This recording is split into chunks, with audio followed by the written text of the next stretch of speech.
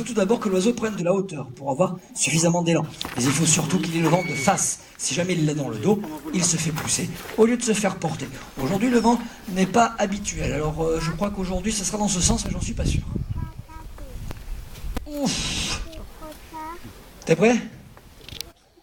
Il a fait un gros effort pour réussir à monter là-haut, puisque dans ce sens, forcément, il avait le vent dans le dos. T'es prêt? Eh oh! Ah, il est parti à la chasse. Laisse les lézard tranquille.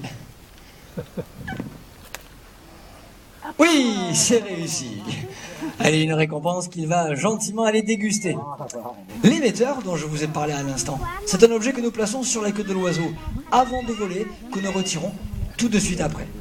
Il va pouvoir rentrer chez lui, le suivant est de la même espèce. Mais il a un caractère un peu différent, car lui a réellement appris à chasser.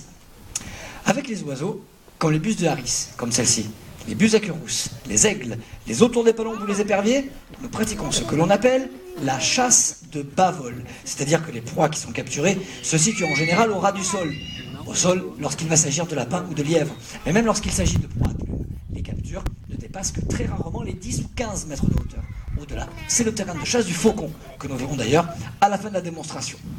Et lorsque nous partons à la chasse aux lapins, comme ça arrive tous les hivers, eh bien nous avons deux alliés possibles. Soit nous pourrons utiliser le chien, ou alors un autre petit animal que vous connaissez tous et que nous allons passer vous présenter. Regardez, elle sort de sa boîte, aidée du fauconnier parce qu'elle était en train de faire sa petite sieste. Et ici, évidemment, vous reconnaissez le furet.